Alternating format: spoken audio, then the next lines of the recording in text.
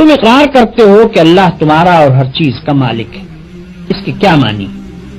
اس کے معنی یہ ہیں کہ تمہاری جان تمہاری اپنی نہیں، خدا کی ملک ہے. تمہارے ہاتھ اپنے نہیں، تمہاری آنکھیں اور تمہارے کان اور تمہارے جسم کا کوئی عضو تمہارا اپنا نہیں. یہ زمینیں جن کو تم جوتتے ہو، یہ جانور جن سے تم خدمت لیتے ہو، یہ مال اسباب جن سے تم فائدہ اٹھاتے ہو، ان میں سے بھی کوئی چیز تمہاری نہیں. ہر چیز خدا کی ملک ہے اور خدا کی طرف سے عطیے کے طور پر تمہیں ملی. اس بات کا اقرار کرنے کے بعد تمہیں یہ کہنے کا کیا حق ہے کہ جان میری ہے، جسم میرا ہے، مال میرا ہے اور فلاں چیز میری ہے؟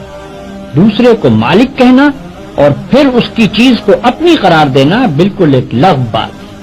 اگر در حقیقت یہ بات سچے دل سے مانتے ہو کہ ان سب چیزوں کا مالک خدا ہی ہے تو اس سے دو باتیں خود بخود تم پر لازم ہو جاتی ہیں.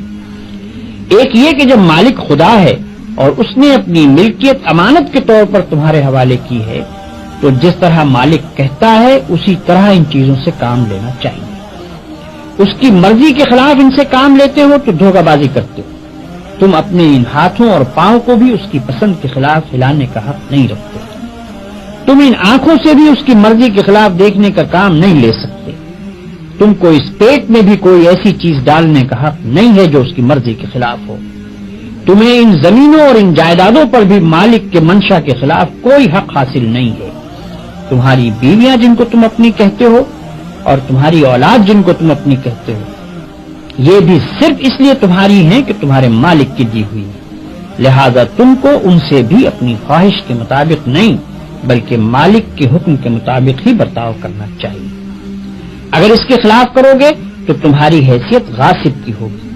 جس طرح دوسرے کی زمین پر قبضہ کرنے والے کو تم کہتے ہو کہ وہ بے ایمان ہے، اسی طرح اگر خدا کی دی ہوئی چیزوں کو تم اپنا سمجھ کر اپنی مرضی کے مطابق استعمال کرو گے یا خدا کے سوا کسی اور کی مرضی کے مطابق ان سے کام لو گے تو وہی بے ایمانی کا الزام تم پر بھی آئے گا.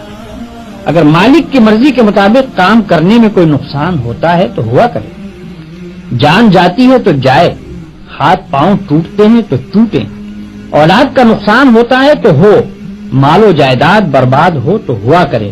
تمہیں کیوں غم ہو؟